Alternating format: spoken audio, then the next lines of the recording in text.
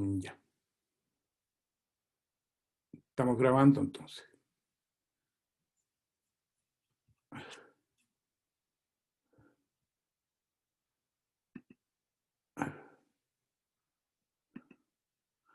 Ya, entonces lo que tenemos en la pantalla, vamos a empezar materia nueva, vamos a estudiar nuestra galaxia, la cinemática de nuestra galaxia y tratamiento de datos.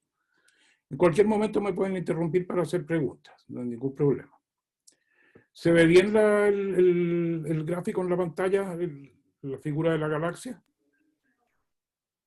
Sí, sí. Ya, entonces vamos a ir ahora a pantalla completa.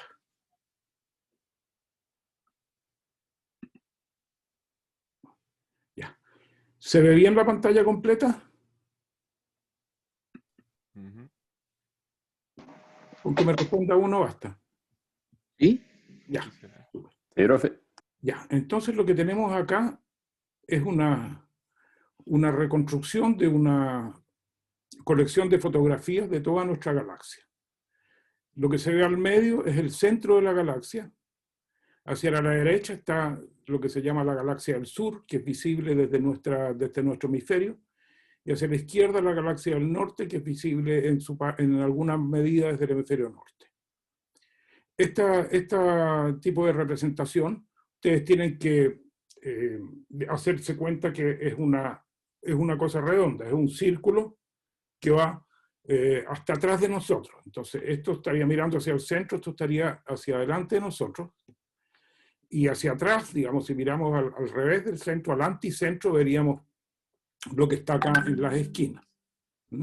Obviamente la galaxia no se ve así, pero esta es una reconstrucción que involucra todos los puntos de vista. Ya, entonces, lo que vemos acá es que están todas las estrellas que producen luz visible, que son brillantes. En el centro de la galaxia se aprecia mejor, pero están oscurecidas esas estrellas o esa luminosidad. Está oscurecida bueno, no sabemos si está oscurecida, pero hay estas motas acá que están, o son agujeros en la galaxia, en el espacio. Perdón, todavía no quería hacer eso. O son agujeros en el espacio, o es algo que está interfiriendo la visibilidad. Entonces, eso se llamó el dilema de Barnard, de Sir Edward Barnard, en los años 1900. Se preguntó al hacer estas observaciones si esto era agujeros en el cielo que no tenían estrellas o materia que estaba oscureciendo las estrellas que estaban en el fondo. Ese dilema lo resolvió Sir Arthur Eddington en los años 30 por espectroscopía óptica. Él encontró que realmente esto es materia que está oscureciendo y él fue capaz de detectar absorción de elementos ópticos, digamos, en el régimen óptico, absorción de transiciones electrónicas hacia el centro de la galaxia, entonces pudo identificar esta materia con materia que estaba interviniendo. Arthur Eddington también acuñó la frase de volar con un ala. Él dijo que hacer estudios de nuestra galaxia, ocupando solamente un hemisferio, mirando solamente observaciones desde el hemisferio norte, era como la operación de volar con una sola ala. Y a raíz de eso, la gente empezó a hacer observaciones de la galaxia, primero desde Australia, de Sudáfrica, de Argentina, y finalmente las primeras observaciones de nubes moleculares en la galaxia que se hicieron desde Chile en los años 80. Entonces, esa es cultura general sobre galactocultura. Entonces, ahora, ¿qué es este material que está oscureciendo la luz de las estrellas? Ese material que está oscureciendo la luz de las estrellas es polvo y gas molecular. Entonces, si uno hace observaciones de gas molecular en nuestra galaxia, se da cuenta que hay una correlación directa entre el material que está oscureciendo y el material que uno ve en nubes moleculares. Vamos a ver también cómo se observan estas nubes moleculares. Entonces, lo que se ve acá en brillante, con la galaxia luminosa de fondo, es gas molecular. Gas molecular que está asociado con polvo. Las nubes moleculares son una mezcla de gas y polvo, una especie de smog galáctico, Y la importancia que tienen es que en su interior, en el interior de las nubes moleculares, que son objetos muy masivos y muy grandes, objetos de 50 parsec, aquí es lo que se ve el continuo, no está identificada cada nube, se ven todas superpuestas, pero son del tamaño de 50 parsec o 100 parsec, y de masa hasta 10 elevado a 6 masas solares, entonces, y están ligadas gravitacionalmente. Una nube molecular es el objeto más grande y más masivo que está ligado gravitacionalmente y que uno puede identificar en nuestra galaxia. Entonces, estas son observaciones, como les digo, de monóxido de carbono, que es un trazador del hidrógeno molecular, que constituye la mayor parte del gas molecular en la galaxia, pero es inobservable, como vamos a ver más adelante. Entonces se usa el monóxido de carbono como trazador. En particular, nosotros vamos a enfocar en el rectángulo rojo, que es donde tenemos nuestras observaciones hechas desde el hemisferio sur, que estas observaciones las hicimos nosotros con el radiotelescopio que está en Cerro Calán, y las hicimos desde Cerro Tololo, el Observatorio Internacional, en los años 80, ya hace mucho tiempo, vaya a ser casi 40 años, pero son 36 años que hicimos esas observaciones, que dieron lugar entonces a un mapa de la galaxia, que hasta el día de hoy es el mapa que más se usa, o fue el primero. En este cuadrado, en este rectángulo rojo, yo les voy a entregar todos los datos de monóxido de carbono, y con eso van a tener que derivar la curva de rotación de la galaxia. Les voy a explicar un poquito qué es lo que es. Aquí están las mismas observaciones, perdón, aquí están las mismas observaciones que les mostré en la diapositiva anterior, sin la galaxia de fondo, y están integradas para toda la galaxia, para toda la línea de visión. Entonces, cada punto de esto, en cada punto del mapa, integra toda la material molecular que hay en la línea de visión hacia ese punto de nuestra galaxia. Ahora, la gracia es que en cada punto nosotros tomamos un espectro, ¿no? Porque esta es radioastronomía, observaciones heterogenas, es decir, observamos no el continuo integrado, no la emisión integrada en la galaxia, aquí la estamos integrando a la fuerza, sino que observamos un espectro de frecuencia. Observamos todo el material y podemos distinguir todo el material que está en la línea de visión y que se caracteriza por una velocidad. Esto entonces es un cubo de datos.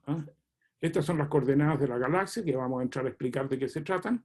Son coordenadas angulares.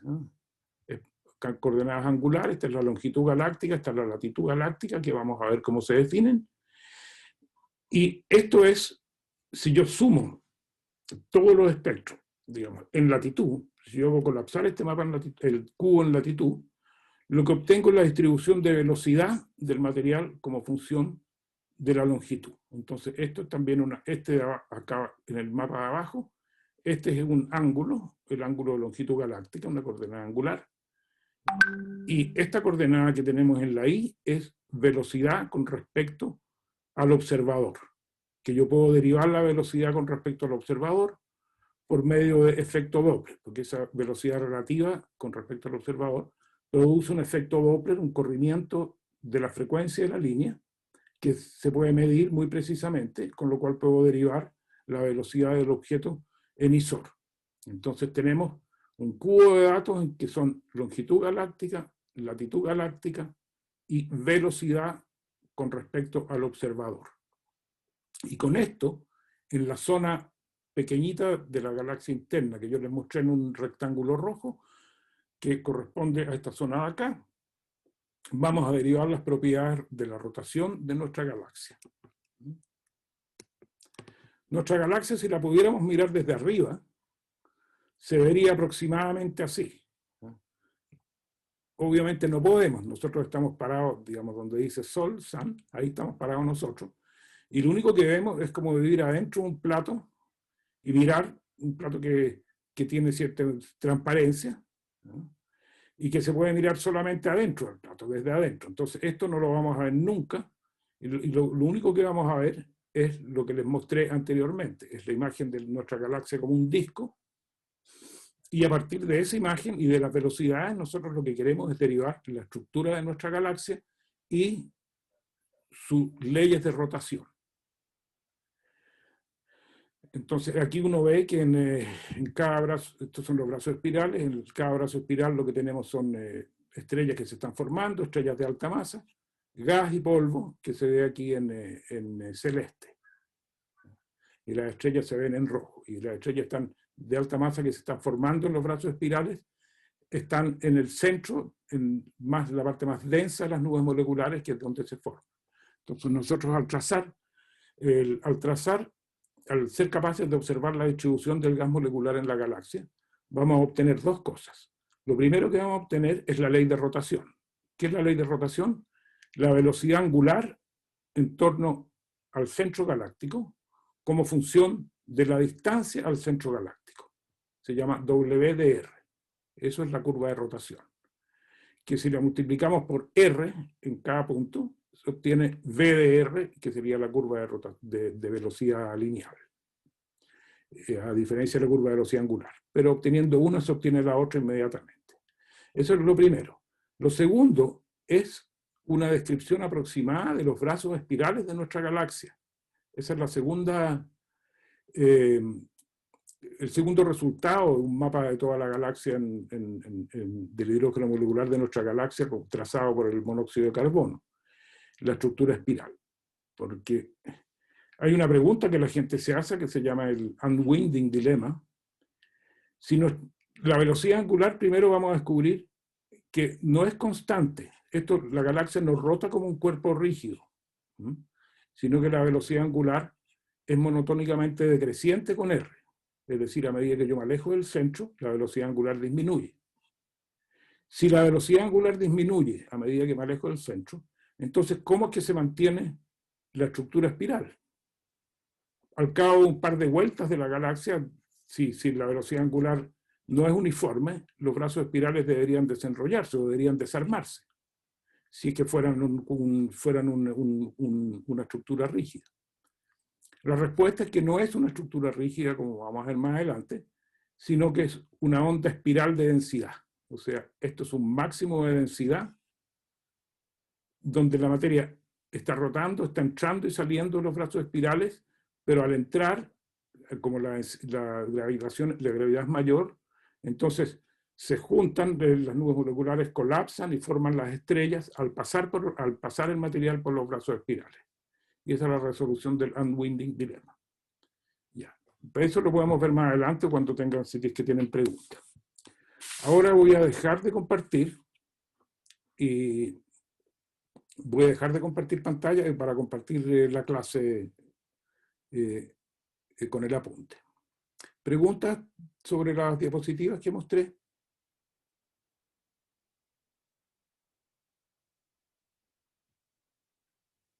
Ya.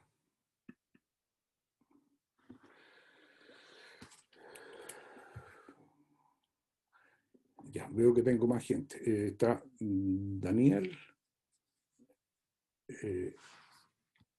Gabriel, Matías Méndez, Álvaro, apareció Daniel Muñoz, Diego González, está Víctor, bien, Marcelo, Urrutia y Gutiérrez.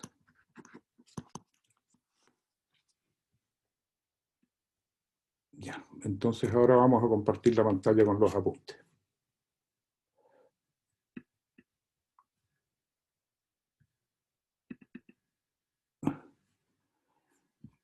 Ya. ¿Se ve bien el apunte? Sí, profe. Sí, profe. Ya, gracias. Sigamos entonces.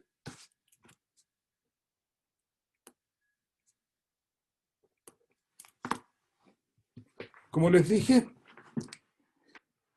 el hidrógeno de carbono es la molécula más abundante en nuestra galaxia y en otras también. En todas las galaxias del gas que hay, del gas molecular, el hidrógeno de carbono es la molécula más abundante. Sin embargo, infortunadamente, el hidrógeno molecular no es observable en líneas rotacionales. que serían las líneas que deja pasar la atmósfera. Es observable en líneas óptica infrarroja, pero en una zona donde la galaxia es oscura, no la galaxia, perdón, donde la atmósfera no deja pasar. Entonces, el hidrógeno molecular no es observable en líneas rotacionales porque es una molécula simétrica. El centro de masa coincide con el centro de carga y por lo tanto no tiene de momento dipolar. Entonces, si no tiene momento dipolar, no tiene transiciones dipolares. Y la probabilidad de transiciones cuadripolares es muy, muy baja. La segunda molécula más abundante en el espacio interestelar es el CO, monóxido de carbono, que tiene un fuerte momento dipolar, porque el carbón y el oxígeno tienen masas distintas, por lo tanto el centro,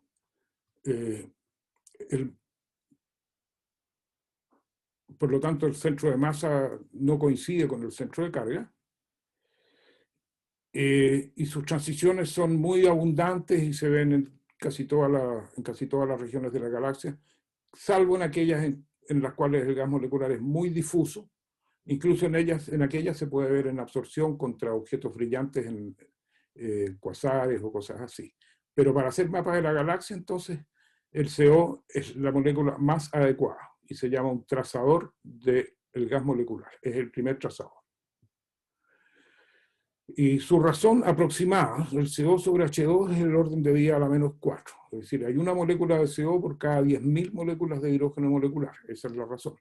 Es muy poquito el gas que no es hidrógeno molecular. Pero de todas formas es ubicuo y se puede observar. Entonces, para hacer observaciones de gas molecular en la galaxia, vamos a usar la transición rotacional fundamental del CO, J = 1/0. Entonces, la molécula de CO, aparte de estar moviéndose, tener libertad translacional, se está rotando. Pero la rotación de la molécula está cuantizada, en el sentido que solamente puede tener niveles de energía rotacional específicos. Entonces, el CO J = 0 significa que no tiene rotación. La molécula no tiene rotación. Y CO J = 1 está en el primer nivel de energía rotacional. Y este es el número cuántico rotacional J. Entonces, por eso se llama la transición rotacional fundamental, porque es la transición del primer estado de energía rotacional al estado 0. ¿Cómo se excitan? Se excitan las moléculas de CO, o sea, adquieren energía mediante choques con el hidrógeno con moléculas de hidrógeno molecular que son mucho más abundantes. Entonces adquieren energía y después empiezan a rotar, y al dejar de rotar liberan un fotón, y ese fotón es el que llega hasta nosotros y nosotros lo podemos observar. Ese fotón tiene una frecuencia de 115.3 GHz. Es bastante...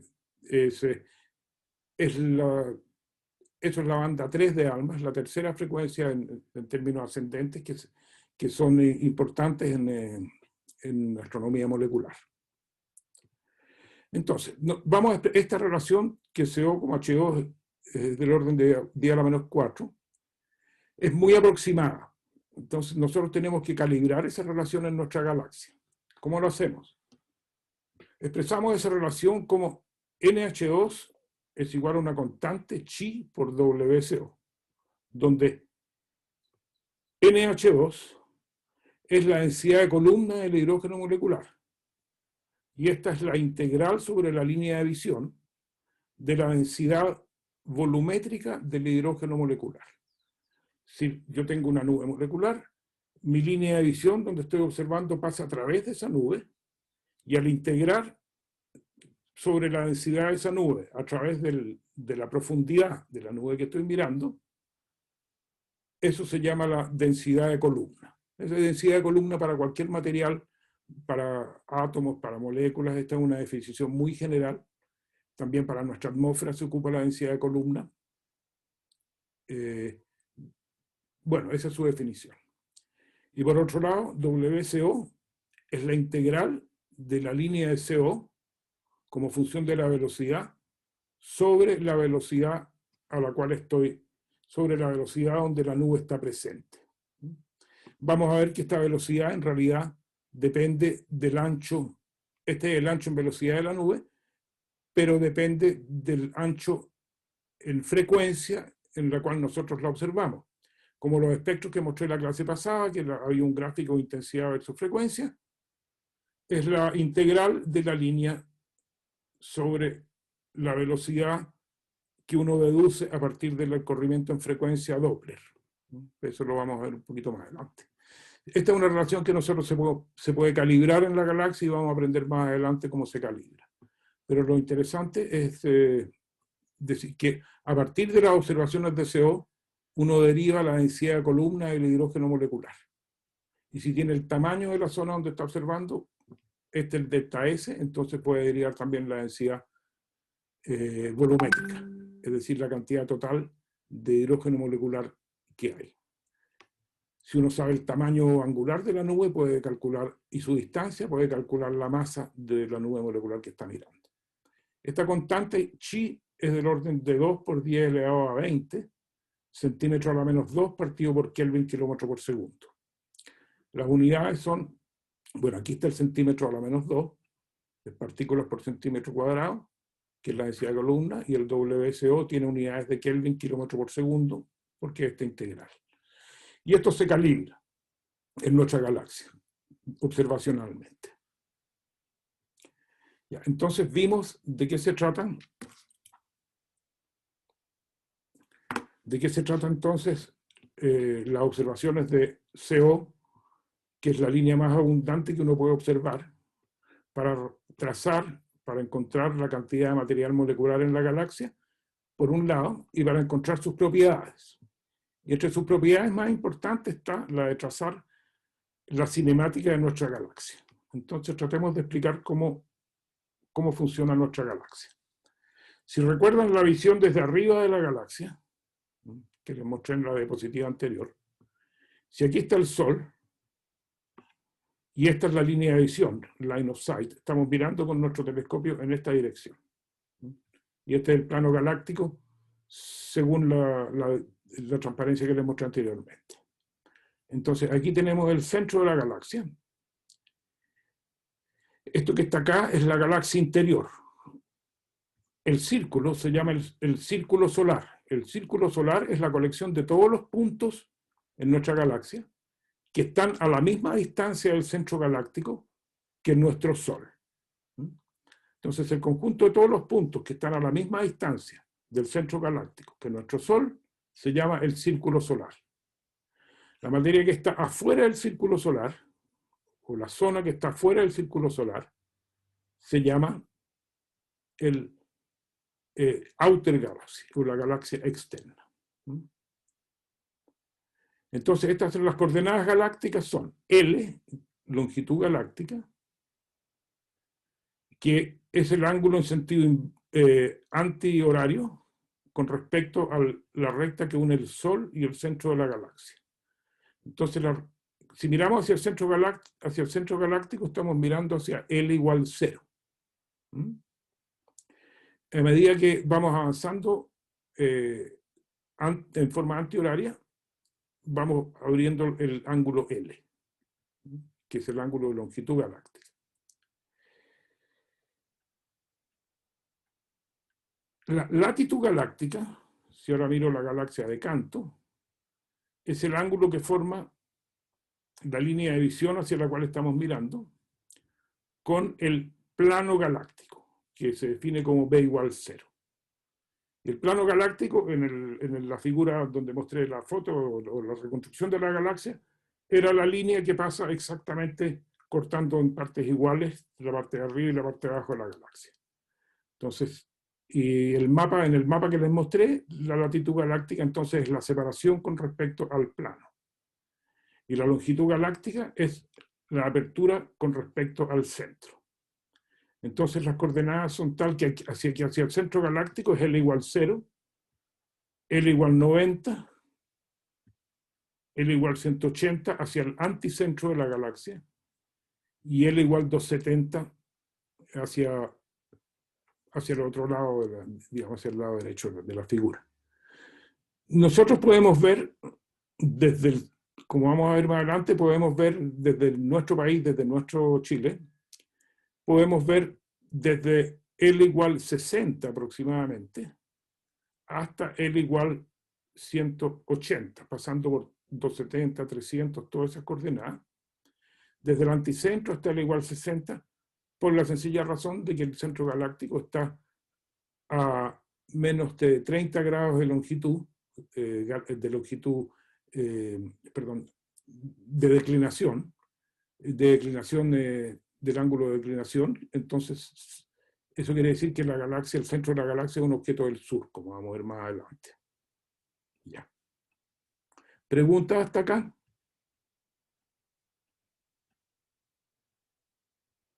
Ya, no hay pregunta, no hay pregunta. Entonces, como les decía, si este es el disco de la galaxia y el ecuador galáctico es la colección de puntos que está en B igual 0, a la latitud galáctica 0. ¿No? Entonces, esta sería una esfera y el ecuador galáctico está acá.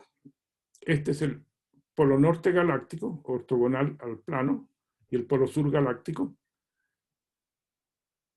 Y esta esfera es un sistema de coordenadas. Existe otro sistema de coordenadas, que es las coordenadas celestes, que son las que usamos a sección recta de declinación, están aquí.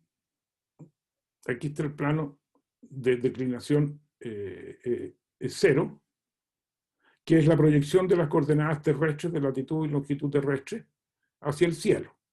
Entonces el ecuador celeste está en esta situación, y aquí está el polo norte celeste y el polo sur celeste.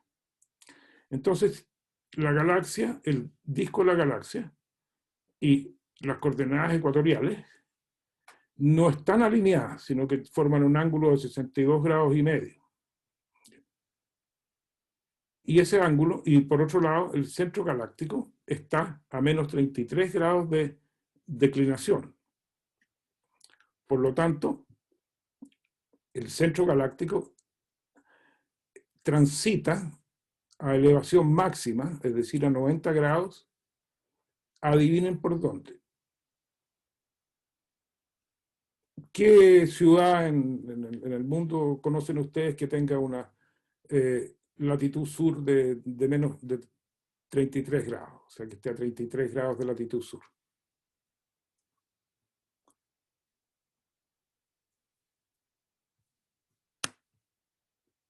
Bueno, no, vivimos en esa ciudad, estamos en Santiago, y Santiago tiene una latitud sur, está a menos 33 grados, ¿no? Entonces son 71 de longitud y menos 33 de latitud terrestre. Por lo tanto, la galaxia, el centro de la galaxia, transita a una elevación de 90 grados por encima de nuestras cabezas. Ahora en esta época del año, no en la noche, sino que en el día, posiblemente cerca de esta hora, está transitando. Eso quiere decir que los estudios de la galaxia se llevan a cabo mayoritariamente y con mucha ventaja desde el hemisferio sur, y en particular desde nuestro país y desde la zona central y norte. Entonces, eso es importante para la cultura general, para que ustedes sepan que estamos en un lugar privilegiado para hacer astronomía de nuestra galaxia. Como les decía, el centro galáctico es un objeto del sur, está a menos 33 grados de declinación y transita exactamente sobre la ciudad de Santiago a una elevación de 90 grados en el cenit.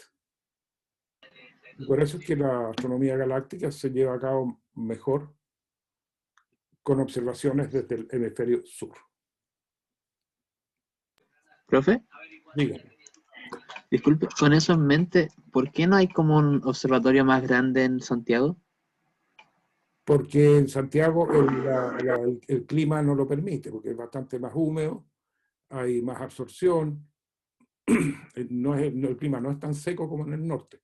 Pero, por ejemplo, ya en La Serena, o en el Cerro Tololo, o la Cerro La Silla, que está un poquito más al norte, eso está a 30 grados, ¿no? Está a menos 30 grados. Entonces, claro, la galaxia no transita a 90 grados, pero transita a 87 grados de altura. Entonces está muy cerca del cenit.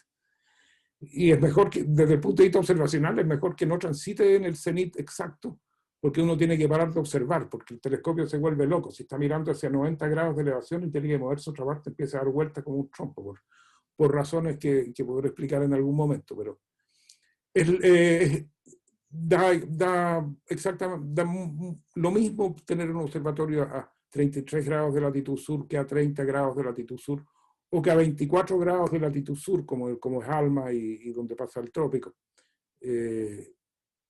A 30 grados de latitud sur, donde están los observatorios en el llano de Chaclantor.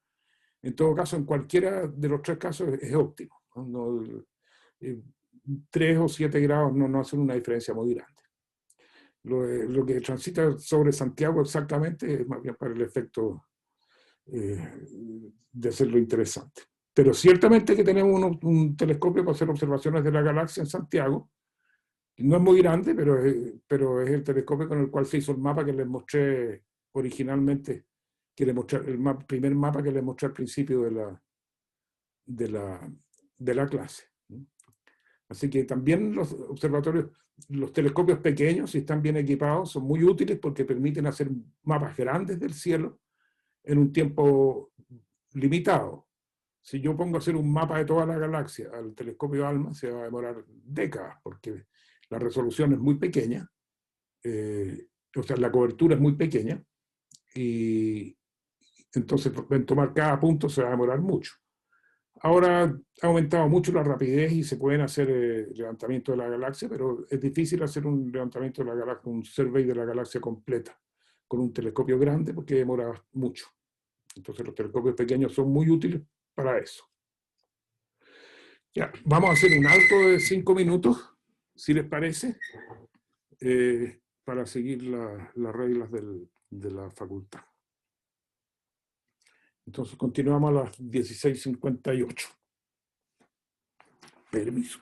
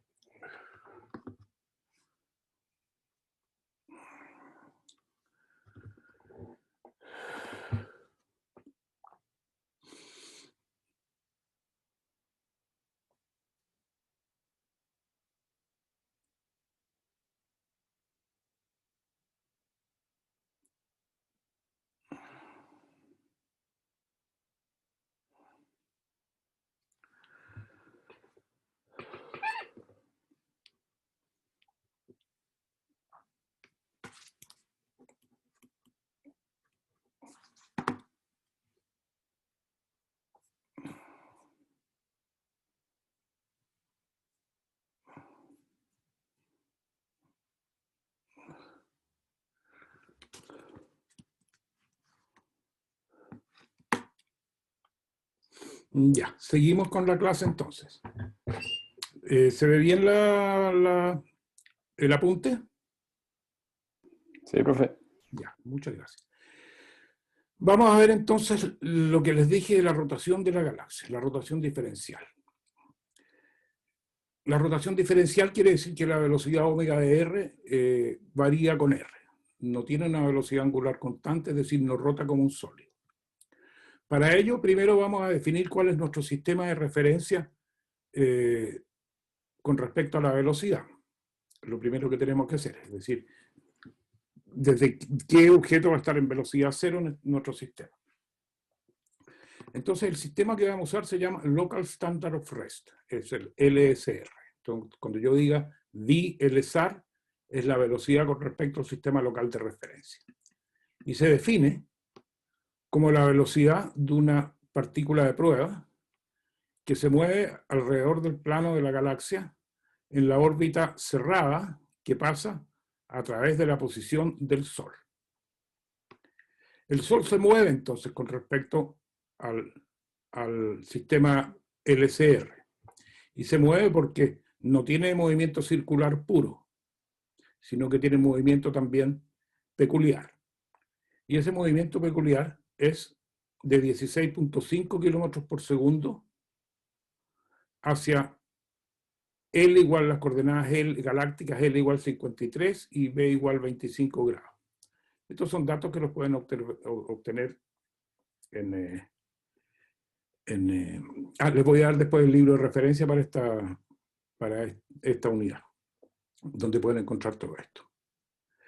Este movimiento propio del Sol, el proper motion, se obtiene midiendo las velocidades de las estrellas en la vecindad del Sol y corregidas por la rotación con respecto al centro de la galaxia de esas estrellas. Entonces, tomando el inverso, eso da el movimiento del Sol. Así se mide esta velocidad y el punto hacia el cual el Sol se mueve en su movimiento propio, que no es de rotación pura. Las constantes de LIAU en este momento es la velocidad de rotación del Sol en torno al centro de la galaxia, son 220 kilómetros por segundo.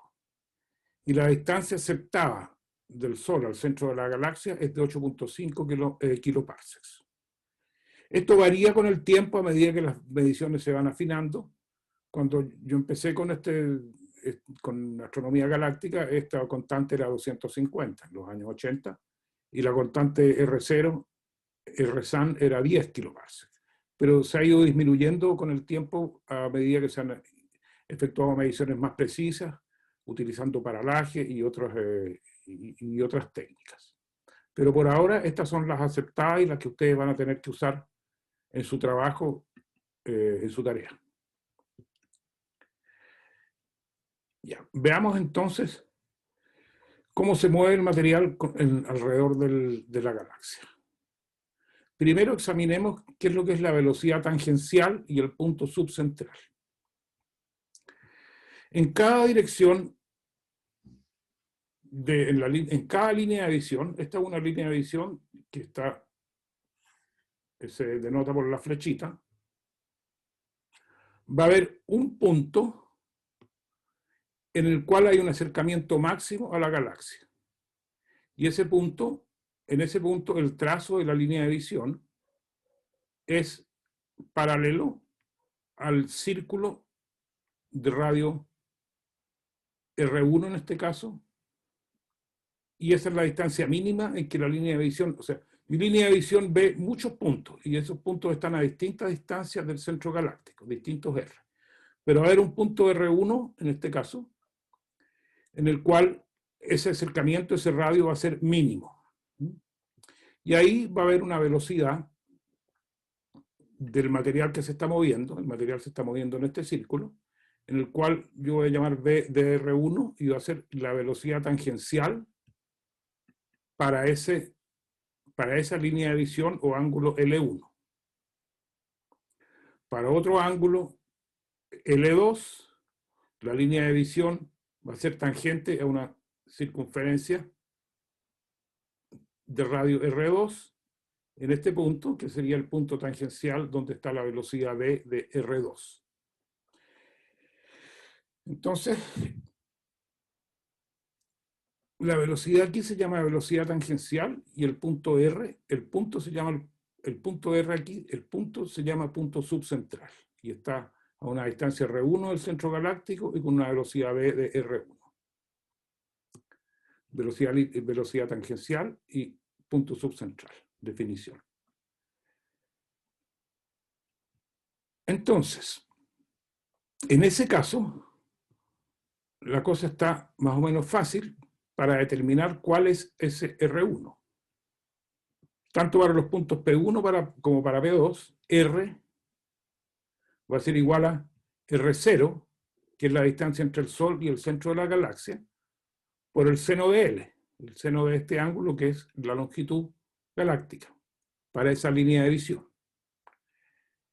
Y D va a ser igual a R0 coseno de L, o sea, la distancia entre el Sol y el punto subcentral va a ser R0 coseno de L1. Para el punto 1 va a ser R0 seno de L1 y la distancia de 1 va a ser R0 coseno de L1. Lo mismo para el punto 2 y para cualquier otro punto que sea tangente a la circunferencia de radio R. Entonces, nos interesa saber cuál es la velocidad paralela a la línea de visión del material. ¿Por qué? Porque la velocidad, la componente de la velocidad que sea paralela a la línea de visión es la que va a dar origen al efecto Doppler, y el efecto Doppler va a dar origen a un corrimiento en frecuencia que yo voy a ser capaz de detectar. Y si yo puedo detectar el corrimiento en frecuencia de mi línea espectral con respecto a la frecuencia que tendría la línea espectral en el laboratorio, en el laboratorio, es decir, a velocidad cero, yo mido la frecuencia de la transición de COJ igual 1 a 0, y tiene una cierta frecuencia que es 115.3 GHz, y esa frecuencia va a ser distinta si la partícula se está moviendo con respecto al Sol, y la componente de la velocidad que va a dar origen a ese corrimiento va a ser la componente paralela. Y por eso me interesa la componente paralela. Pero en ese caso, cuando la línea, si la partícula solamente está rotando, y mi línea de visión es tangencial al punto donde está la partícula, entonces la velocidad es paralela. La velocidad de rotación es la componente de velocidad paralela, y si el objeto está en rotación pura, entonces esa va a ser la velocidad completa, la componente paralela. Por lo tanto, en ese caso, la velocidad paralela va a ser la velocidad de rotación en R igual R0 seno de L. Se ve paralelo de L, va a ser la velocidad de rotación evaluada en R igual R0 0 de L, que significa en este punto, el punto subcentral, menos la velocidad del Sol, que también está rotando, la componente de la velocidad del Sol en la línea de visión, y si este es L1, este ángulo también es L1, y por lo tanto la componente paralela a la línea de visión de la velocidad de rotación del Sol va a ser V Sol, que la velocidad de rotación del Sol, por seno de L. Entonces, esta es la velocidad paralela a la línea de visión que nos va a dar efecto Doppler. Esto lo llamamos V-tan, la velocidad tangente. Y esto es V0 sin L, sigue siéndolo. Entonces, por otra parte, tenemos que V evaluado en R igual a R0 seno de L es igual a omega, la velocidad angular, dado que aquí está, dado que todo el movimiento aquí está proporcionado solamente por la rotación, en este punto preciso. Entonces, la velocidad paralela, como les decía, va a ser la velocidad angular en R igual R0 seno de L por R, que en ese punto es justo R0 seno de L. Por otro lado, la velocidad del Sol de rotación es la velocidad angular del Sol por R0. Acuérdense que esto es velocidad de rotación alrededor del centro de la galaxia. Entonces, V paralelo a lo largo de la línea de visión. Para ese punto va a ser omega de R menos omega R0, o sea, la velocidad angular del Sol, multiplicado por R0 seno de L. Simplemente reemplazando V por omega de R por R0, omega R por R0 seno L, y V0 por omega 0 R0. Y lo que queda entonces es lo que está acá, que la velocidad paralela a lo largo de la línea de visión es omega de R menos omega en R0, todo multiplicado por R0 seno de L. Esto, vamos a ver, lo derivamos solamente para este punto, para los puntos subcentrales, pero vamos a ver más adelante, un poquito más adelante, vamos a ver que esto es absolutamente general. Claro que la derivación es un poquito más elaborada.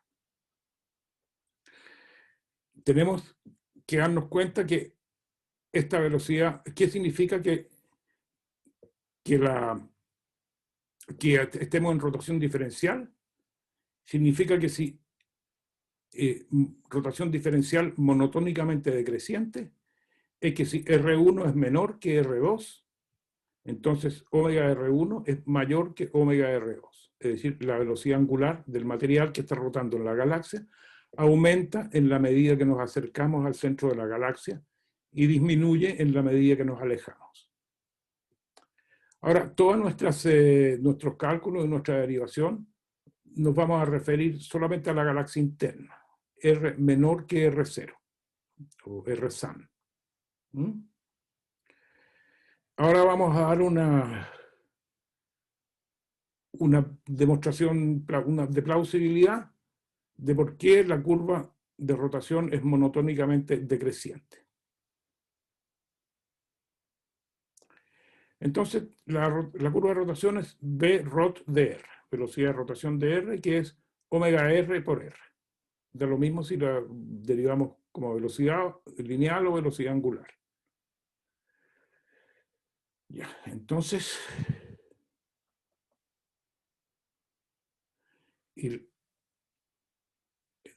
aquí tengo un error, perdón. Esto es omega. Esto tiene que ser omega. Lo voy a corregir en el apunte, porque la velocidad puede ser... ya.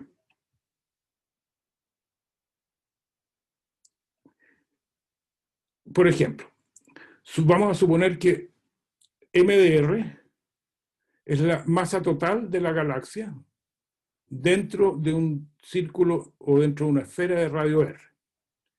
Es la masa total de la galaxia para todos los puntos que están a una distancia menor que R del centro. Y M, chico, es la masa de una partícula. Y para rotación pura, vamos a tener que si hay equilibrio, es decir, la aceleración centrífuga y la aceleración centrípeta, o la fuerza centrífuga y la fuerza centrípeta, son iguales, entonces se va a producir esta igualdad. Y esto se produce cuando hay rotación pura. Esta sería la fuerza de gravedad y esta es la fuerza centrípeta.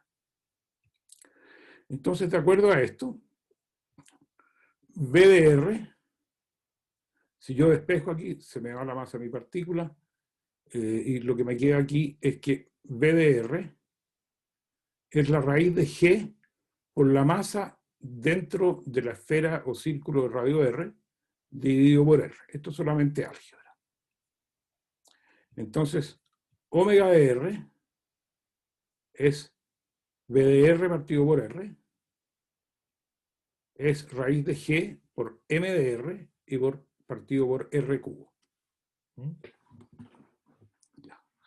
Ahora vamos a ver, tenemos que calcular M de R, la masa para todas las partículas, para el conjunto de partículas que están a una distancia menor o igual que R, del centro de la galaxia.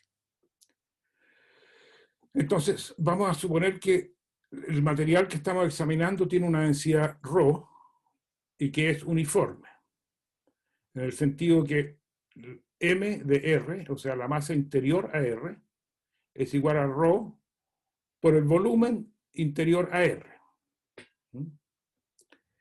Entonces, si tenemos una esfera, en que m de r es proporcional a r cubo, en una esfera esto y con densidad uniforme, entonces la masa interior a r sería proporcional a r cubo. Entonces en ese caso, omega de r, como r cubo partido por r cubo, sería una constante, y eso es rotación de cuerpo rígido, solid body rotation. Pero nuestra galaxia no se ve como una esfera, se ve más bien como un disco. Si tuviéramos un disco, entonces la masa como interior a R, al círculo de R, sería proporcional a R cuadrado. Ese es el caso del disco. Entonces, omega de R sería proporcional a la raíz de R cuadrado, acá, partido por R cubo. Entonces, omega de R sería proporcional a raíz de 1 partido por R. Entonces, si nuestra galaxia es un disco, la velocidad angular es monotónicamente decreciente. Esa es mi demostración por el momento. ¿Preguntas hasta acá?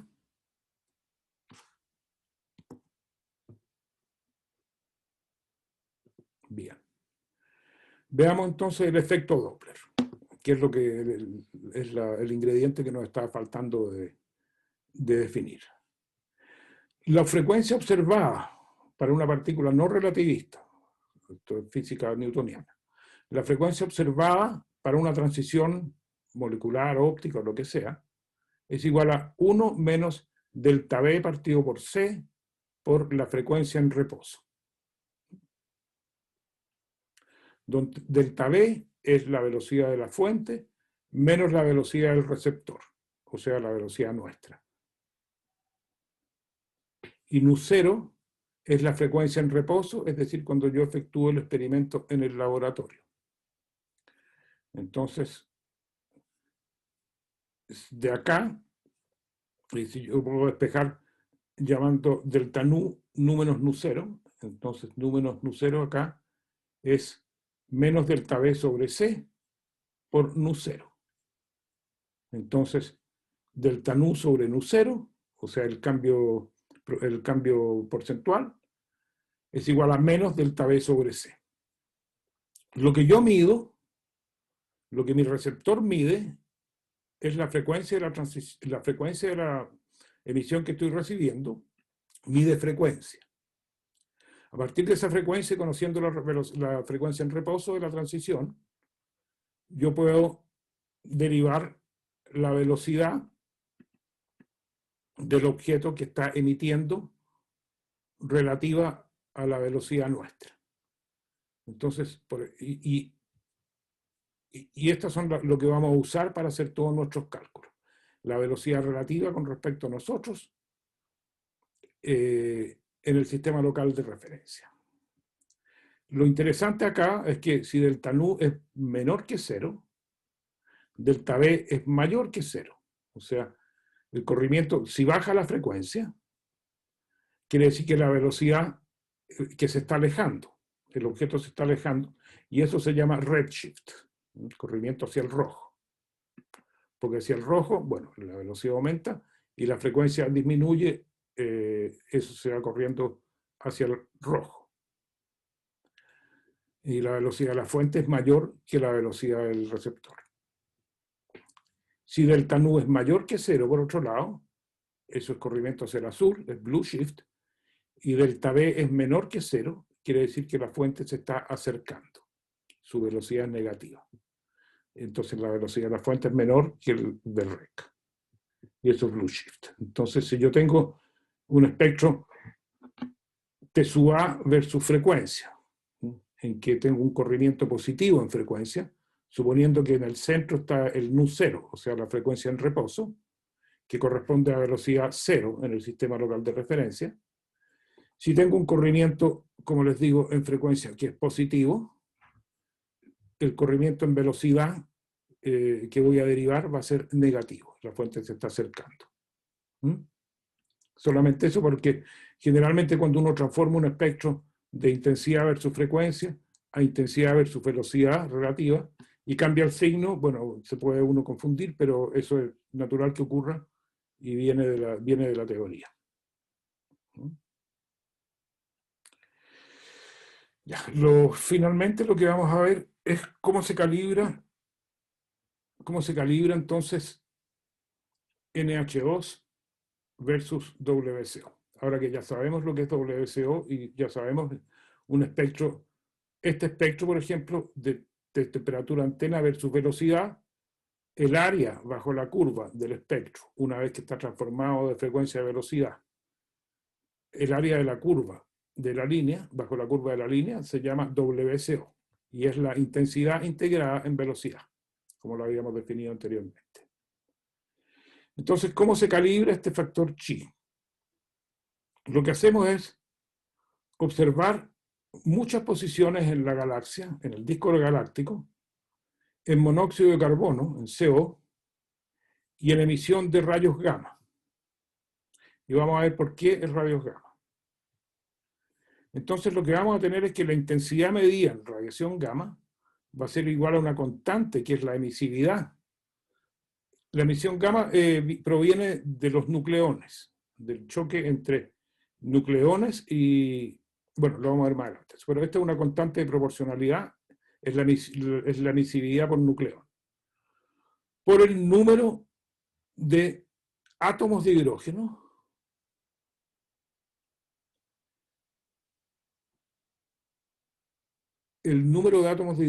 más 2 veces el número de átomos de aquí.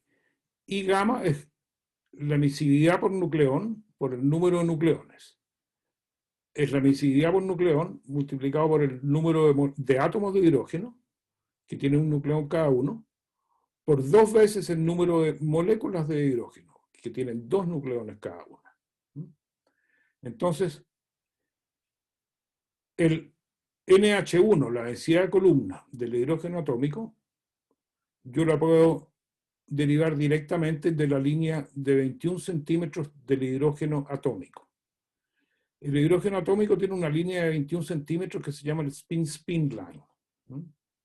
Y ese spin-spin line viene de que el protón está rotando, el electrón está rotando, cada uno tiene un spin, y esos spin están alineados, pero pueden estar alineados en la misma sentido o en sentido opuesto. Siempre en la misma dirección. Eso es la rotación propia del electrón y del protón. Cuando esta situación, donde el electrón está rotando en forma inversa al protón, tiene un poco menos de energía. Y exactamente un poco menos de energía que esta situación donde están los dos rotando en el mismo sentido. Cuando pasa de esta situación, el átomo de hidrógeno, a esta otra situación, primero donde están rotando en la misma sentido, está rotando en sentido opuesto, suelta un fotón el átomo de hidrógeno, que tiene una longitud de onda de 21 centímetros. Y eso se llama la línea de 21 centímetros spin-spin del hidrógeno. Como les decía, Q es la emisividad de los rayos gamma por nucleón. Los rayos gamma se originan de la interacción entre los rayos cósmicos que están lloviendo en la galaxia y los nucleones que hay en la galaxia. Los rayos cósmicos son 90% protones, 9% partículas alfa. Entonces, por eso que la cantidad de radiación gamma que nosotros recibimos desde acá, desde donde estamos, va a ser proporcional al número total de nucleones que hay en la línea de visión. Entonces, lo que hacemos es observar la intensidad de la radiación gamma, generalmente en la ventana de 100 megaelectronvolt, la intensidad de la línea de 21 centímetros, y en vez de no podemos detectar el número de la densidad de columna del hidrógeno molecular, pero sí podemos medir la intensidad integrada del monóxido de carbono, que es proporcional a ella.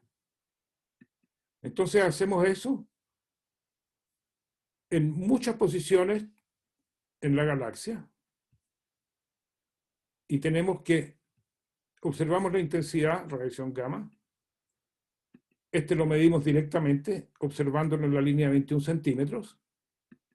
Y no podemos observar el hidrógeno molecular, pero podemos observar el WCO.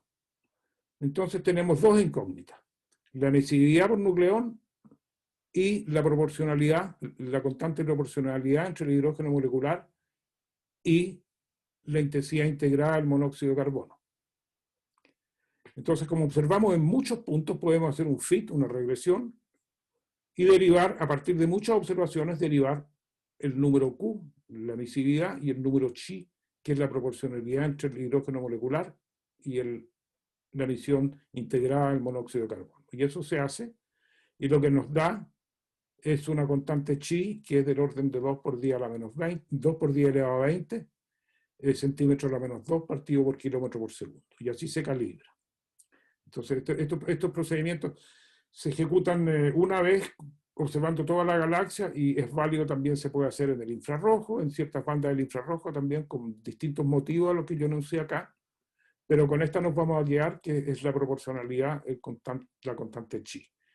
Ahora, esta constante chi varía en la galaxia. Si uno va a la galaxia externa, es más grande que en la galaxia interna, es decir, hay menos CO por cantidad de hidrógeno molecular.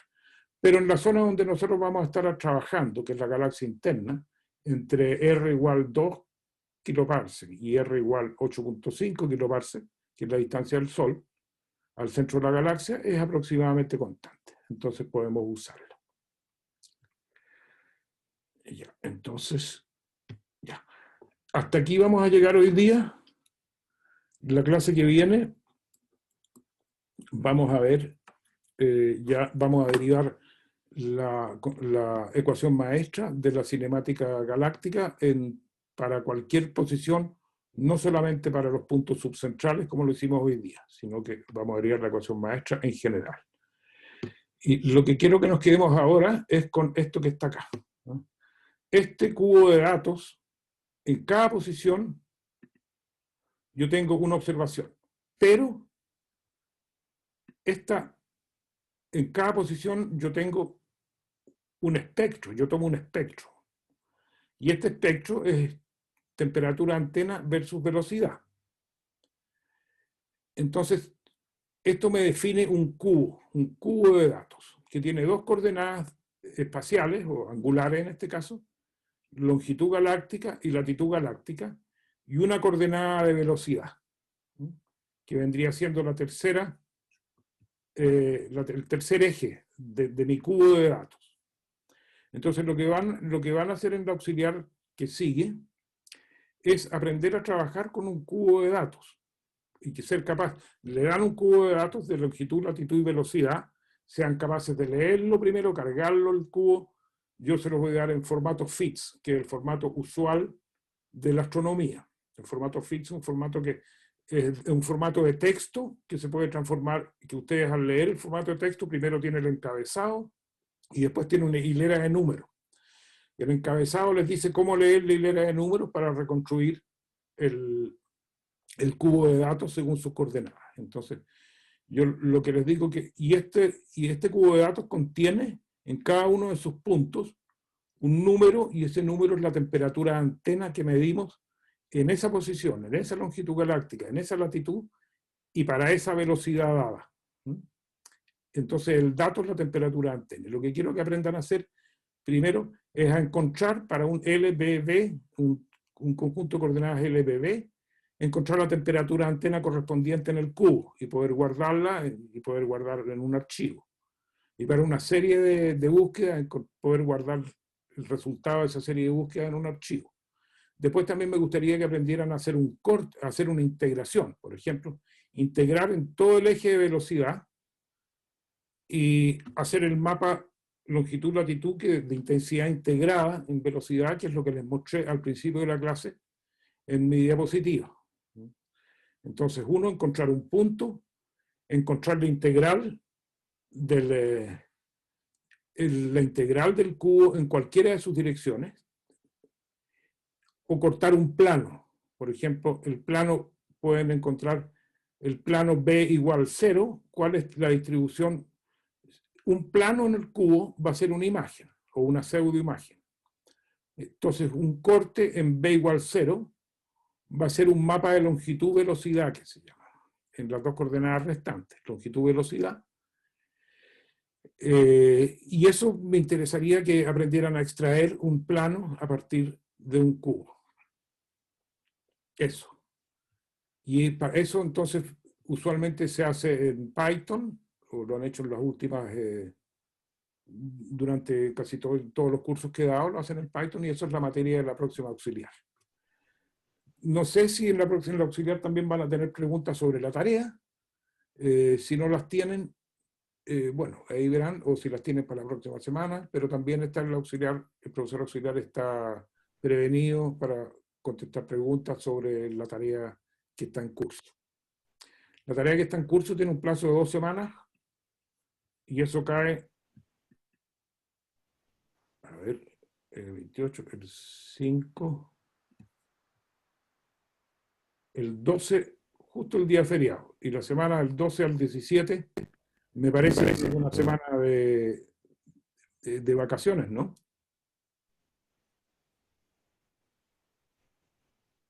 Sí, bueno, ¿para qué me van a contestar si ya lo sé? Es una semana de vacaciones, de manera que el plazo de la tarea último sería el 19, porque la semana de vacaciones no cuenta.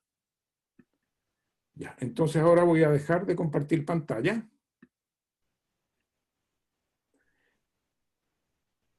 Y voy a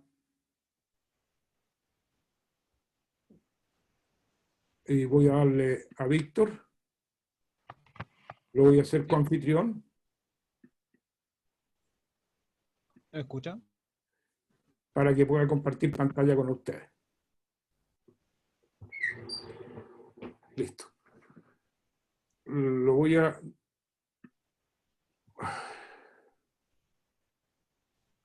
Voy a detener la grabación y voy a grabar la auxiliar por separado. Uh-huh.